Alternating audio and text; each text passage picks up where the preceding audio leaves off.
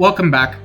I had this topic on the back of my mind for who knows how long at this point, but it's something I wanted to talk about for a while, so I figured might as well just do that today, or I guess whenever this video decides to come out, then this day, but I won't know exactly when or if it will come out, but if it does, you'll know. Anyway, there are a bunch of skills in the game, some definitely a lot more valuable than others, but I do think there are some skills that are definitely underutilized currently, and that can mean one of two things, at least to me. Either it needs more value to be worthwhile, or it should be ran more, but it does come at the cost of something that could be a lot more consistent. Now, I do think there are plenty of skills in the game that definitely qualify under that specifically, and as a result, I do want to talk about it because I do think it's pretty interesting. So with that being said, we may as well just get right into it. There's not really much else to say in the intro, so we might as well just start out with tempo. And tempo may be one of the weird ones to put on here because tempo as an effect is already really good, but in my opinion it only really shines when it comes to the player phase, because more often than not a lot of effects that inflict guard on the unit or foe are definitely more enemy phase centric. For example, stance 4s or crafty fighter. Those will only inflict guard if the foe initiates combat with the skill. Meanwhile, if you are going to use something for more enemy phase centric strategies such as spurn tanking or whatever the case may be, then tempo is really not going to come into effect as much. There could be niche cases where either the weapon in question has built-in guard, or somebody's using a skill such as flow guard, but for the most part, it's really not going to be as utilized in that front, and if you are looking for something that's a bit more mixed phase, then it's probably not going to be your best option anyway. As such, I do think tempo is definitely a bit more underutilized in what it could bring to the game.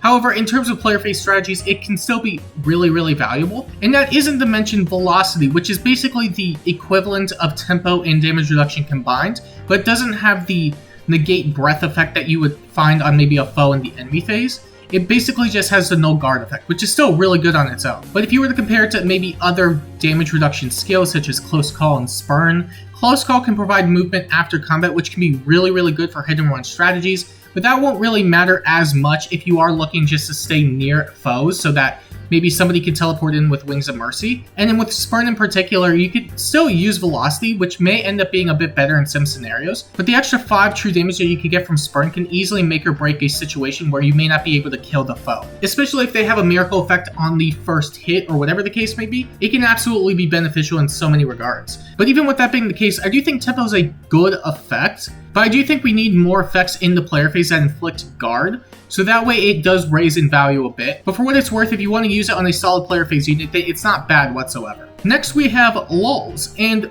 Lulls I think have been getting a bit more of a resurgence thanks to the likes of Brave Seliph, where he already has no follow-up in his C slot, he has a bunch of effects in his weapon, so really all he really needs is a lull in his B slot because there's not much else he really needs to run there. He could run Mystic Boost, but that's more of a niche case and it would give up other matchups such as mirror matches. But even with that being the case, Seliph is one of the rare exceptions that can afford to run Lull because he already has so much else going for him in his kit. And that's where I find that Lulls are definitely a bit more underutilized in that regard because it's already a really good effect.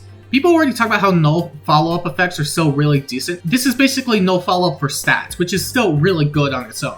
Especially if it means you can make stuff like Heavy Blade or Flashing Blade checks, or even doubles more consistent, it's really good on that front. However, one of the bigger problems with Lulls in particular is that it occupies the B slot, meaning that it would come at the cost of something a lot more competitive, especially when it comes to units that really can't afford to give up their B slot for anything else. Whether that's maybe for something like a cavalry unit that can either run flow or trace, some could really run both, but they can never run all 3 at once. So maybe for Sane, for example, he has trace in his weapon, but he could also run flow. Some units may not be able to do both, but there are exceptions. But even with that being the case, it would be at an opportunity cost, meaning that he could potentially give up the ability to double. Meanwhile, with infantry, you have an assortment of B slots that they could use so much more effectively. Maybe that's damage reduction or no follow-up. No follow-up isn't really going to be as prominent because it's now a sacred seal. So in that regard, if you already have damage reduction in your weapon, then you could easily run Lull, but not every infantry or cav can really do that. And then with other miscellaneous skills, you have stuff like Bulwark, which can be really good for any sort of stat ball skill or team. And those are just few of the notable examples. There are plenty of other ones if you wanted to list them off, maybe like Special Spiral, which is a bit more niche in its own right, but it could be used for area of effect special looping, which is always nice. Or it could even be something like Windsweep or Watersweep if you just want to prevent any sort of follow-up or counterattack. And speaking of which, we have Watersweep, which I do think is seeing a bit more value because dragons now have the distant counter seal, which basically means they're going to be ran much more often. So being able to prevent any sort of counterattack from them is going to be really, really beneficial. One of the things with Watersweep in particular is that for the longest time, a majority of the foes that can counterattack were based on one range or basically targeted the defense stat. So Windsweep was a lot more coveted, and you could still argue that it is because you could still cover stuff like Brave Hector and any other Firesweep that basically targets the defense stat. But for what it's worth, if you already have a good defense stat, Watersweep can actually be really, really beneficial. However, it also still comes at the cost of other things. Again, far saves really being the bigger thing because you can't counter everything when it comes to far saves. You can either do one or the other, especially when it comes to Firesweep stuff too, as we even have stuff like Fjorm who could just bypass it with Null C Disrupt, and she's still really, really common. But even with that being the case, you can't really cover everything when it comes to far saves, so it's really just going to boil down to picking and choosing what you fear most and what you think is going to be more common. However, there are exceptions that can run both, but that will also come at the cost of stats. So for example, Legendary Olm can run both, and while he already has really good offenses, he could easily be missing out on stats that he would get either from a Secret Seal or Beast slot, depending on what you would rather run instead. And that could easily make or break stuff like doubles or kills, but chances are he's going to be doing a lot of damage anyways. But even then, you should still keep that in mind. Outside of passives, I do think there are some niche cases for weapons that don't really see a lot of usage, such as one-range Firesweep weapons. Because when it comes to skills such as Null C Disrupt, the most you'll ever really see it on is Ascended Fjorm because it's already built into our weapon, and maybe the occasional super general infantry tank, but those are really few and far between. So in that case, running some sort of Firesweep weapon can easily be really beneficial, especially if it means just inflicting some sort of status or having some sort of safety net just to get damage out, which can be really beneficial. However, because it can't be refined and there are just a lot more competitive weapons in the game, you're going to be losing out on an assortment of stats or even effects that could easily make or break a lot more matchups. So for example, we have Seahorse Axe, which is a really good inheritable axe, which can make a lot of units just way better in combat. And sooner or later, we're going to get an Arcane Axe, so that can even be a bigger opportunity cost. You also have niche cases such as Miracles, which are definitely going to be a lot more present because this is the thing they're starting to roll out with. You know, we had Seliph and Celica, Deirdre, Air. I could be missing other ones. Ymir is a good one. So this is just going to become more and more common. So if you can't take them out on the initial hit, especially if you miss the speed check, so it's not going to mean much if you're not even getting damage out. So in that regard, I would only use Firesweep weapons if you had the stats for it, but you could also easily substitute it for something like Windsweep with Null Follow-Up Seal. Thing is that it does come at an opportunity cost regardless, because even if you were to use something like those, you could still fall to dragons, which is a whole different issue on its own. But even with that being the case, Firesweep weapons, they can be pretty nice for the safety nets, but do have their own opportunity costs. And I think the biggest one is easily just going to be the speed checks. And finally, outside of that, I think the Panic Tome and bows can actually be pretty good in their own right.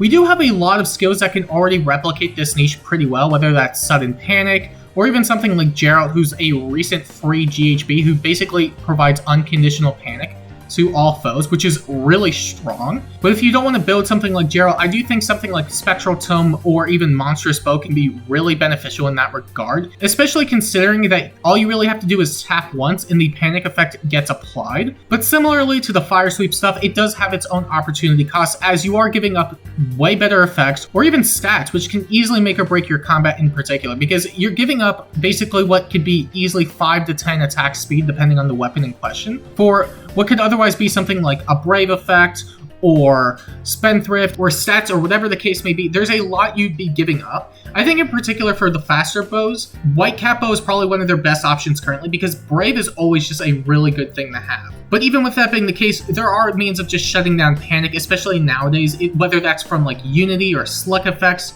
maybe even with like a Ymir who could just heal it off immediately. Or you also have other niche cases, not necessarily niche per se, but depends on the unit, where they could just reverse any sort of debuff that they get and use it against you. Which, while not necessarily as common nowadays, is something you definitely have to watch out for, because it could absolutely destroy your team if you're not careful. But I do think the effect of just being able to inflict panic is already really good on its own, especially since it's just a one-tap thing. It doesn't matter if you live or die. And if you do survive, you could always pair it up with something like Fatal Smoke or even Defense Res Smoke 3 if you just want to set up something on maybe like an Aetherite's defense setting. But even with that being the case, I do think there's a lot of potential with these weapons. But basically with every other skill or weapon listed here, I think there needs to be a bit more in the game to give it the value it deserves or just needs to actually be ran. Or it has to be justifiable to run over something that could probably give you a way better matchup, especially if it means just for more consistent damage output. But you'll have to let me know what you think down below.